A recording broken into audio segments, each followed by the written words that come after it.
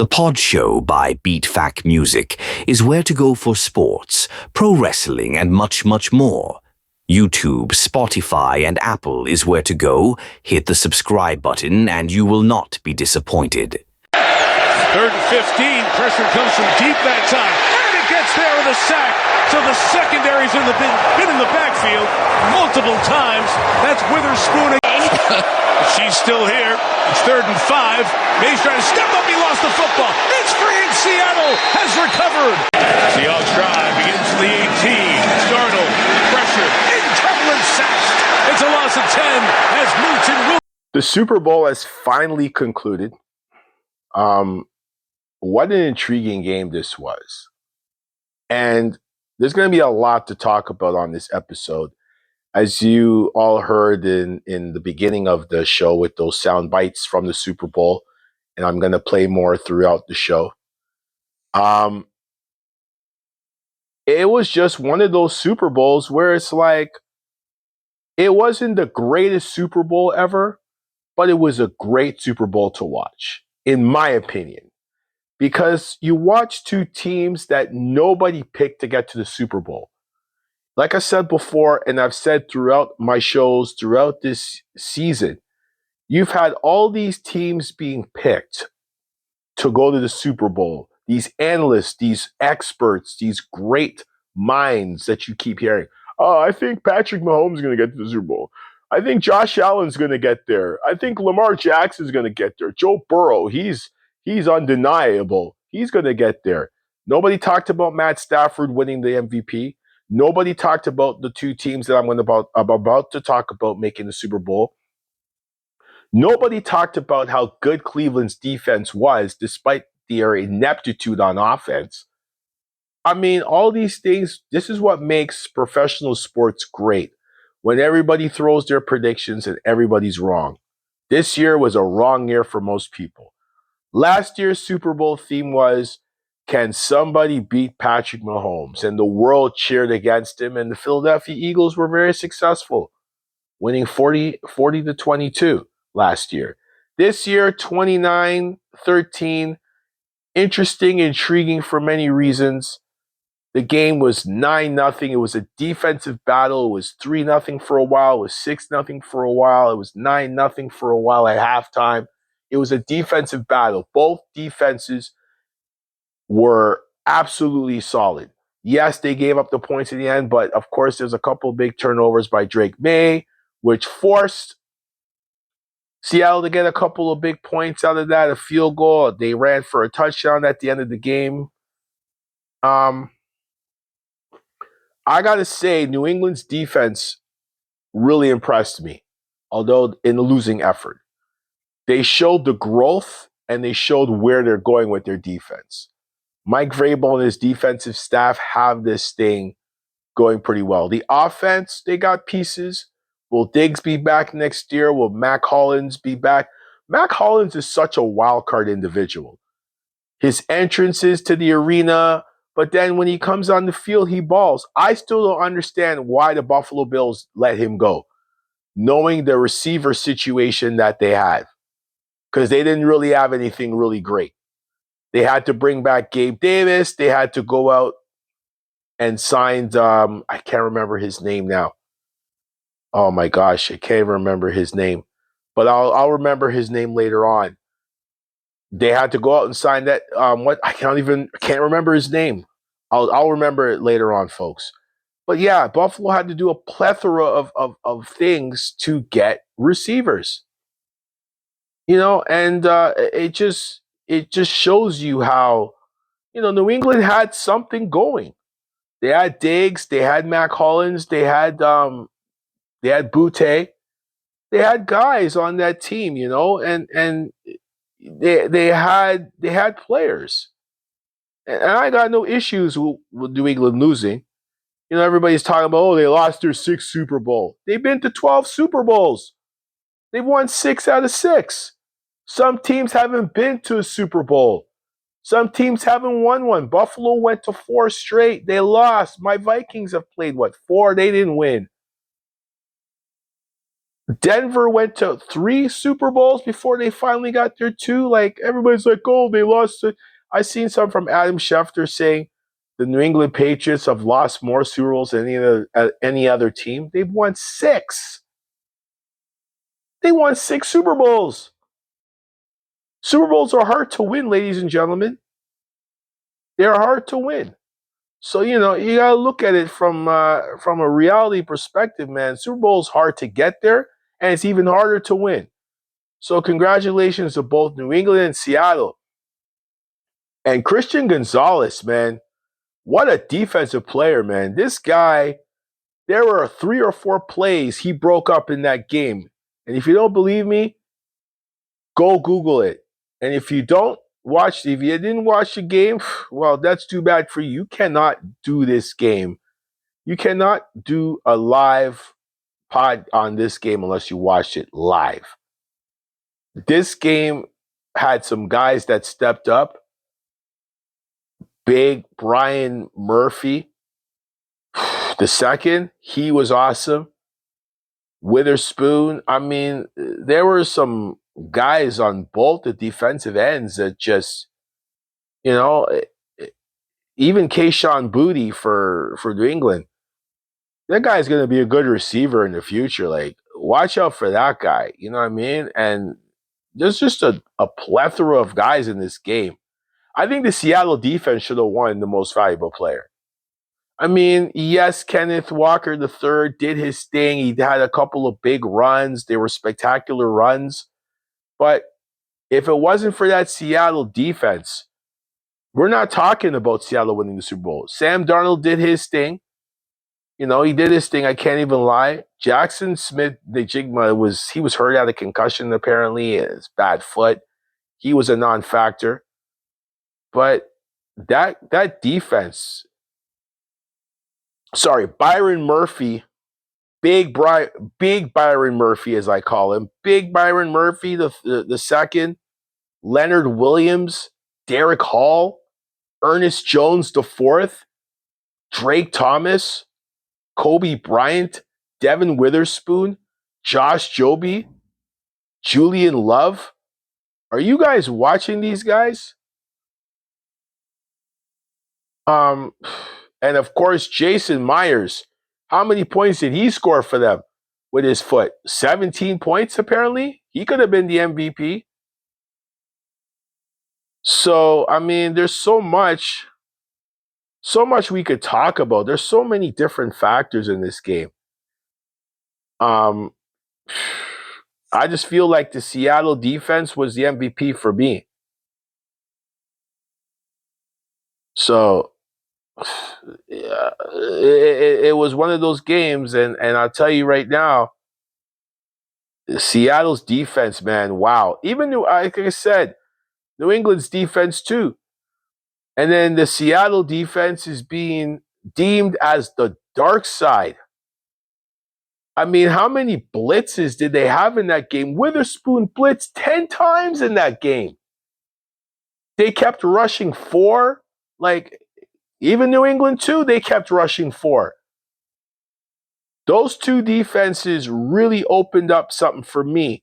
And what I saw was 2 young teams who quietly built something special through free agency, through the draft, and through all other plethora of platforms that they have, and they utilize them very well. 29-13 was the final score, but man, Sam Darnold, he was okay.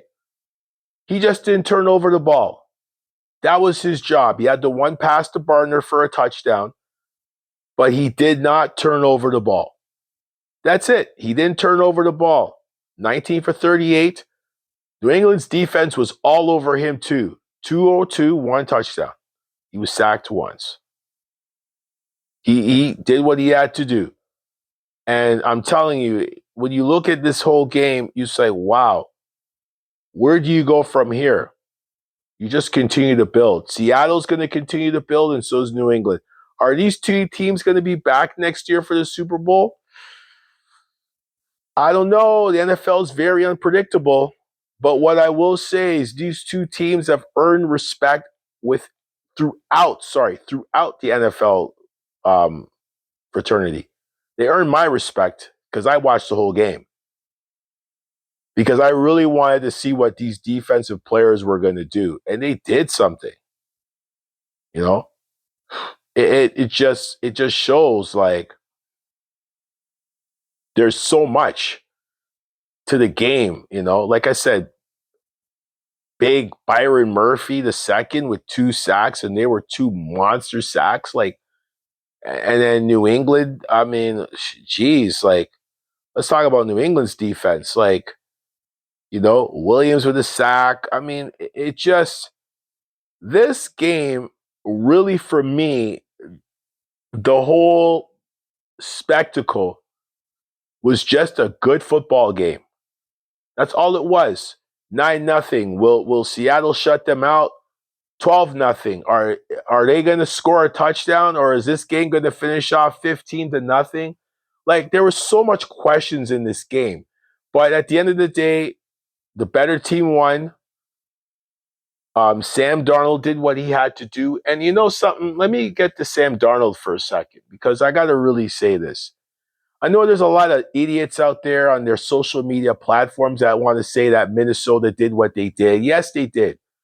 But for the contract situation and for the salary cap situation, and Minnesota right now is going to have a salary cap nightmare this coming offseason when the season resets in March. Signing Sam Darnold would have put them in a very serious hole in a lot of ways. There would have been a plethora of issues they would have had to address. And a lot of you fans, and a lot of you marks and social media people who go blah, blah, blahing for no reason would not have understand how serious it is. I checked it out. Very serious. And did I like the decision for not keeping Sam Darnold? No, I didn't, but I understood it. But I also didn't like the J.J. McCarthy decision either, which got Kwesi Adolfo fired. Now, people say it was kind of late for him to get fired. No, not really. There was a lot of things that go on. But let me defend him on this. Everybody reporting the fact that he took 2 weeks off to go spend time with his wife, who just had a child, who allegedly went through a difficult pregnancy. Your family comes first. Yes, they want you to put the business first, but something like that, you put the family first. Because now that he's fired from Minnesota, guess who's there with him? Guess who's there supporting him? Guess who's there holding his hand? It's not the Minnesota Vikings organization, it's his wife and his family. So yes, you make sure you're there for your family. And why are you bringing this up now that he gets fired? All you social media marks who got nothing to do with your lives. Some of you have never played sports before. Some of you have never been in the gym before. He was fired because he didn't get the job done in his 4-year tenure. And then there was also some other tension. So what? Kwesi, you know what? I give him respect. He made some good decisions. He made some bad ones. No, he didn't have any Pro Bowlers, and all this other stuff. But these things happen in sports. You know? Hopefully he gets an opportunity somewhere else. I know a lot of people have been throwing shade on him, you know, saying some very nasty things towards him, racist comments, which I think is disgusting. And but now Minnesota's got an interim GM. They got a draft coming up. They need to find a quarterback to facilitate the weapons that they already have on offense. They have the pieces to be in SoFi next year. The Super Bowl will be in SoFi next year. So let's see who's going to be playing in LA next year. I'm just saying. Minnesota could put themselves in that position, but getting the quarterback right is going to be very, very important. Whether they draft one, they trade for one, sign one through free agency, whatever. But I'll tell you this, JJ's not the answer. So the whole Sam Darnold thing, hey, I got no issues with that. More sights and sounds for the Super Bowl, and then I'm going to continue on with the show. George Holani's the running back. Fake to him. Darnold to the end zone. Barber's got a touchdown. Gain of 24. Trying to find some tempo. Trying to take a shot play. Downfield for Hollins. He's got it. Touchdown.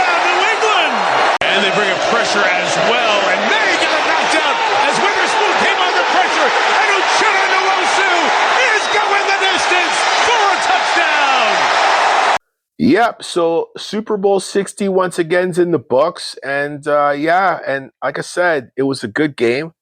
I enjoyed it. I felt like, both teams played, did what they had to do, exercised as much as they could to get to the position of trying to win the game. When it was 19-7, everybody's like, oh, maybe New England could make a run. And then he threw that pick. Drake May threw that pick. But even when he threw that pick, they still had a chance. They were never really out of it until the end, and then they started using the timeouts. I was like, ugh, that's it. But it was a good game. Congratulations, like I said again, to both teams. And there's so much more to talk about. Of course, Clint Kubiak, former offensive coordinator, he was let go too before Kevin O'Connell took over as the head coach and play caller. And, like I said, the Clint Kubiak situation didn't work at the time. Everybody wants to throw shade again. Oh, Sam Darnold, Clint Kubiak, idiots again. I've always asked myself, how do people sit online and listen to these marks? Like, it's really hard for me, even to listen to podcasts now outside of mine. It's really hard to listen. There's a few guys I do listen to because they have some common sense, but there's a lot of guys out there that are just absolutely full of ish. They're just ready to attack and break people down. They're so insecure about themselves. They got to go on like I said, the crazy comments, some of the comments about Sam Darnold, some of the comments about just other Brian Flores, his coaching situation, some of the comments I read, like, come on, man. Let's grow up here, folks. But like I said, that ends the season, but not the show. We're going to continue on with the show. So the next clip coming up, now that we've gotten the Super Bowl out of the way, I'm not going to talk about what's next and what we think is going to happen next year.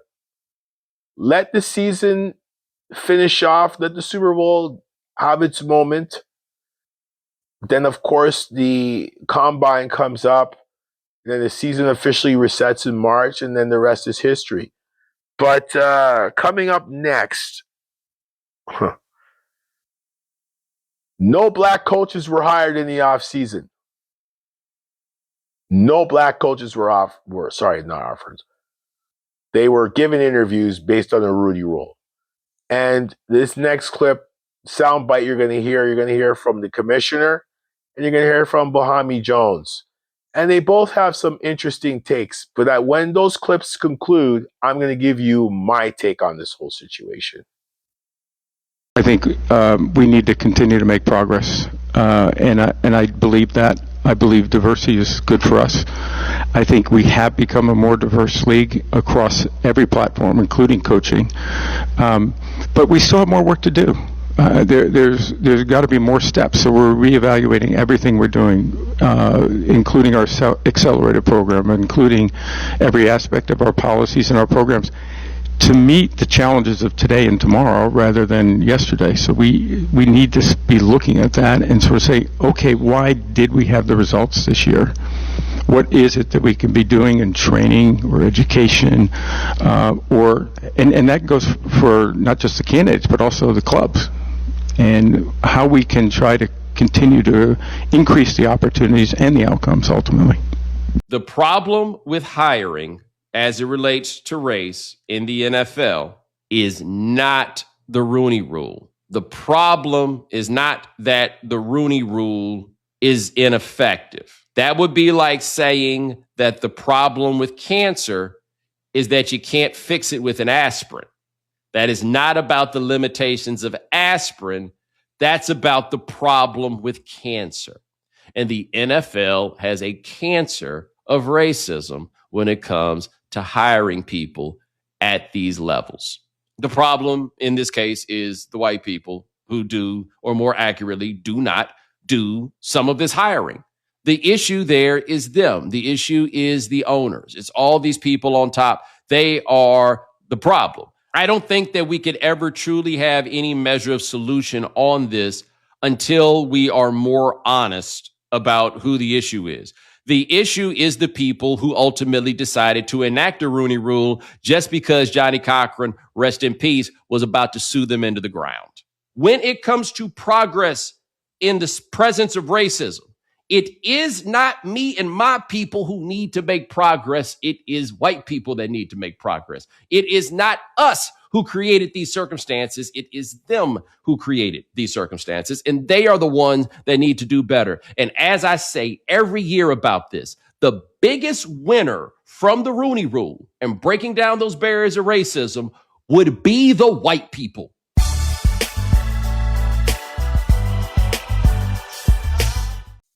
The NFL this offseason had 10 coaching vacancies out of 32 teams.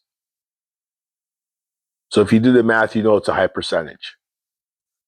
Couple of black coaches were let go, including Raheem Morris. And, of course, the offseason began and everybody knew the Rooney Rule was in effect. So they had to interview coaches. Anthony Lynn got an interview. Brian Flores got an interview. A couple with the Ravens and Steelers reportedly. And, it was part of the process, of course. But my thing is, why are these teams even, like I said, Bohami and the commissioner made their comments. They can sugarcoat, say whatever. Bohami had some very good points there too in his soliloquy. But my thing is, why do we even have the Rooney Rule?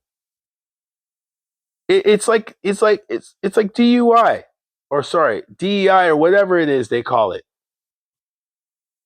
You know what I mean? Like, you have to have a rule in place to interview black coaches in the NFL. That means you have no intentions of hiring them. And I'll tell you guys this. Most of these teams, if that rule wasn't in place, they wouldn't interview any of these black coaches. Look at the coaches that got hired this offseason. There are only 3 black coaches left in the NFL. There's only 3 coaches left. That's it. So, this Rooney Rule is kind of a perfect example of where the NFL is going and how bad it is. Because the NFL is not going in the right direction. It really isn't. People say, what do you mean? The business side of it, of course. They're always going to collect their billions of dollars. They're always going to. It's just a business situation. But D'Amico Ryans, Aaron Glenn, and Todd Bowles is what remains in the head coaching tree for black men in the National Football League.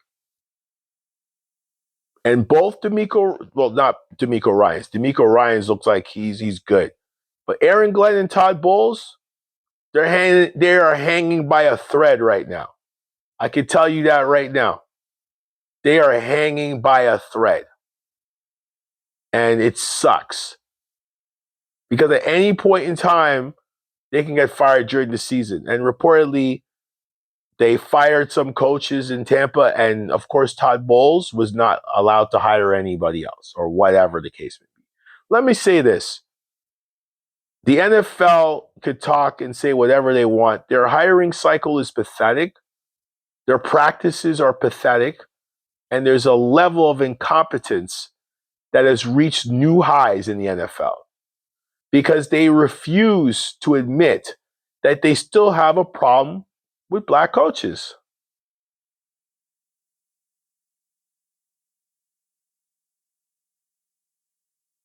Think about it.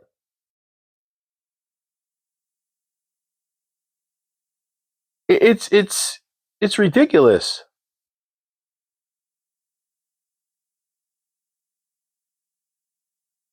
I remember in 2003, the Lions were fined $200,000 because they didn't interview a black coach.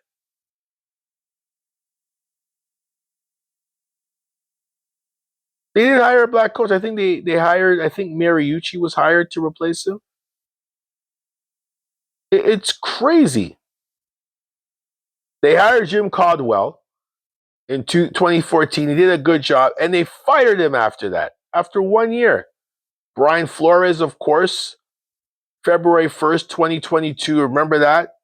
He sued the NFL because of violations of the rule. And of course, against the Miami Dolphins for him and Stephen Ross's interactions with some of the garbage that Stephen Ross was trying to imply and try to institute while he was coaching.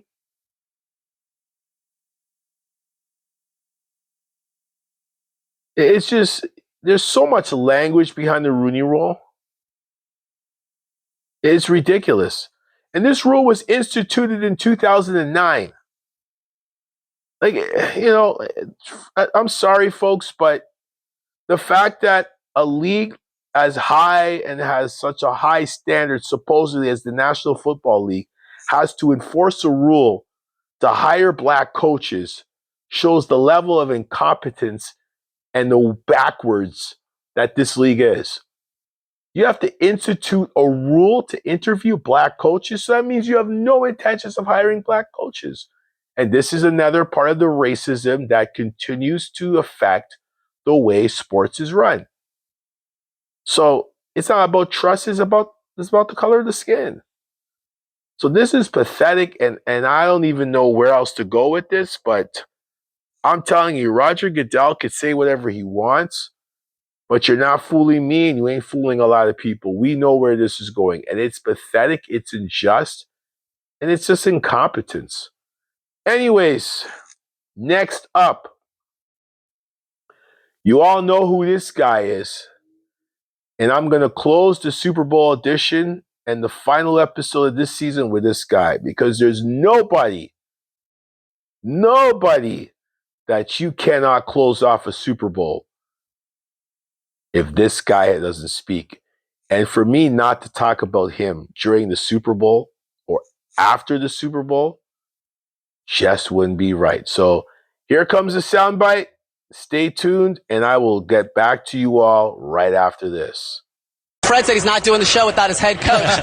Kyle Shanahan joining us. 9 seasons as the 49ers head coach. You've appeared in 2 Super Bowls. You understand just what it takes to even make it to the moment, to be a team, to be a coach on the sidelines, getting prepared for warm-ups. Can you just give us some perspective on what it means to be here for these guys? Oh, it means the world. This is what we all dream about growing up. This is what we all work for. It starts way early in the offseason. You go through this whole grind to get here, and it's a little hard for me. You guys making me bring up some dark Super Bowl memories. I'm sorry. But I've been able to be in 9 of these, or go to 9. I went to 6 of them with my dad. I went to 3 on my own, and I just look at it as, he got blown out in his first 3, and then he won his next 3, and I've got my 3 losses out of the way, and going to get Fred back healthy, and now we got 3 wins in front of us. Now, Coach, how long did it take you to watch those Super Bowl games? Because for me, it took like a year to get over that, right? I didn't want to watch it until like a year later, whereas during the regular season, I'm watching right after the game. I put it away completely because it didn't go well, and it is so personal. Yeah. But I always watch it the day before you guys get back. I put it off as long as I can, but the day before you guys enter the building, I got to be on top of it. I got to know what happened, and I got to know how to address you guys, and I got to know how to prepare going forward. So you got to know how to prepare to go forward. Santa Claus, the gift that keeps on giving. I mean, he's been to 3 Super Bowls, 1 as a coordinator, 28-3. We know about that story. And then, of course, the 2 against KC, where both times he handed the game over in the fourth quarter. Both times. And, he used a lot of references to his dad. He used a lot of references in multiple scenarios. And you know what? Listen, he knows how to get there. He's been there for 9 years. 9 years, and he's lost 2. Earlier, I mentioned about New England. Everybody's like, New England has lost 6 Super Bowls. They won 6. They've been there 12 times. Some teams have never been to the Super Bowl. Buffalo was there 4 straight years, never won 1. Right? So Dan Marino got to his first one his rookie year, never won again. When was the last time Miami won? 72 when there was, 10 teams? They're talking about their perfect season. So you don't know when you're going back. It's a very hard place to get to, you know? Kansas City was lucky enough to go into Kansas City was lucky enough to play Santa Claus twice. I mean, they had the tough one against Philly, but they were blessed to play Santa Claus because Santa Claus gave them two. So when you think that you're going to go back the next year, it doesn't really work out like that all the time. So you have to be careful how it goes and how it plays out. So Santa Claus, unfortunately, it just didn't work out for him. And in today's NFL, it is tough to get to a Super Bowl. It's tough to win games. You got to play 17 weeks of football, and every game's a struggle. Even if you're playing the Jets, you don't know what you're going to get. Injuries, everything, good days, bad days. But Santa Claus, unfortunately, was just in a position not to win. So it is what it is. And, it's just part of the game. You know what I mean? And, unfortunately, he's not winning a Super Bowl anytime soon. That's what I believe. I think that the clock is running out on him. And the way teams are evolving, as you could see with New England and Denver and Seattle and other teams making the right adjustments to get better, I just think Santa Claus is going to have a tough out. And then look at that division with, of course, what's going on with Los Angeles Rams. So, the NFL is not a joke, and the Bills, they could figure it out. And there's a lot of teams that I believe next year is going to be, listen, I'm not making any regular season predictions. I'm not making any playoff predictions on the playoffs. The playoffs are fun to make predictions, but the regular season, for me to say this team's going to win the division, this team's going to get to the Super Bowl, is pathetic. This is the NFL. This is where the unpredictability becomes even more greater and more special than anything else. So I am not in any way, form, or fashion going to do that. But what I will say is this. Next, here's this sound bite, or sound clip from Tony Rizzo pertaining to Jim Schwartz resigning from Cleveland. Jim Schwartz is walking away, per the insiders. The team tried to bring him back in the fold, but it wasn't to be. I wish Jimmy the best. I do. I'm sorry it had to end like this. And Tony, I said this when Monkey got hired, and I'll repeat it again. He'll be judged, though, on how bad or good that defense is with the exit of Schwartz. Is it safe to say this was out of Todd Monken's control? Well, I don't know. What he said at his intro didn't help matters. Right. He kind of challenged Schwartz there and said, hey, So what is it, Tone? Is it insecurity, or does he want everybody on board? The question would be, could Schwartz come in and really be on board with a guy who he got passed up for a job who thinks he's better than? Or do you think it was a little insecurity by a new head coach who's waited for this opportunity his whole life? The head coach should pick his defensive coordinator. So that was Tony Rizzo and, of course, the Shador hater. You all know who he is. If you don't know who he is by now, Google him. Tony Grossi, by the way, is the hater. But he's actually relaxed and calmed down a little bit. But, the Jim Schwartz situation, Jim Schwartz resigning and saying, look, I'm out. I just believe Jim Schwartz felt that job was his. He feels and believes that job was his, and I thought it was, because Cleveland it's like Buffalo. Everybody remembers that Buffalo closing press conference, end of the season closing press conference. It was a mess. There was no way anybody's going to want to take that job, knowing the mess that had just occurred and how Sean McDermott got fired. Sean McDermott could have got fired in a respectful way. There's no such thing as a respectful firing. But you know what? You guys know what I mean. You know what I mean? Like, that was just, they had to put Joe Brady there. Keep it in-house and hope that the chips fall the right way. Same thing in Cleveland. You guys are a total disaster. You guys are allergic to winning. You're allergic to winning. And you got a defensive coordinator who is the guy who put together that defense to help produce the defensive player of the year, one of the best players in the league, and one of the best defenses in the league, and you just bypass him to hire who? Monken? Todd Monken? Is that his name? Todd Monken? Really? Jim Schwartz is like, I'm out of here. I'm out. Cleveland knows. They know why he left, and they can't say nothing to the man. The man's like, I'm out. So it's going to be interesting to see who their new defensive coordinator is going to be, because if he sucks and that defense falls, already how bad that offense is, and I don't know anybody that believes that Todd Monken is going to fix this problem. The Cleveland Browns are going to be even in a worse position than they were last year. And I'm not saying about Shador, because I think Shador has the talent and the skills and the tools to be successful. He has the right people around him. But even when you're surrounded by a mess and a dumpster fire that you cannot save, it will never change. And that is called the Cleveland Browns. But now I got to close this show. It's been a respectful, appreciative thank you to all season. Those that have actually listened to every single episode, for those especially that actually listen to all the episodes, including this one I'm about to set up, thank you so much. Those that have even listened, I appreciate. Thank you very much. And those that passed on the show to others, thank you very much. This is not hard. This is a journey. This is a very, very, very, very appreciative journey. Because when you put in the work, it opens doors that you never imagined. I did not expect all of this. I just expected maybe, this, maybe, it might be okay. But I've gotten better and better. I still got a lot of work to do. I still got a lot of things I want to do. And I'm just going to continue pushing, because that's what I do. So thank you all for listening.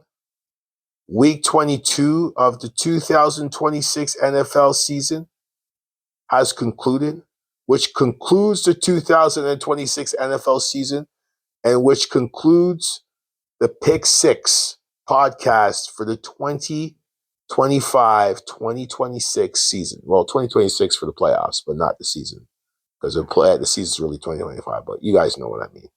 But anyways, thank you so much. I will be doing some stuff for the off season, but as for this season, I'm signing off. I'm out, folks. Peace.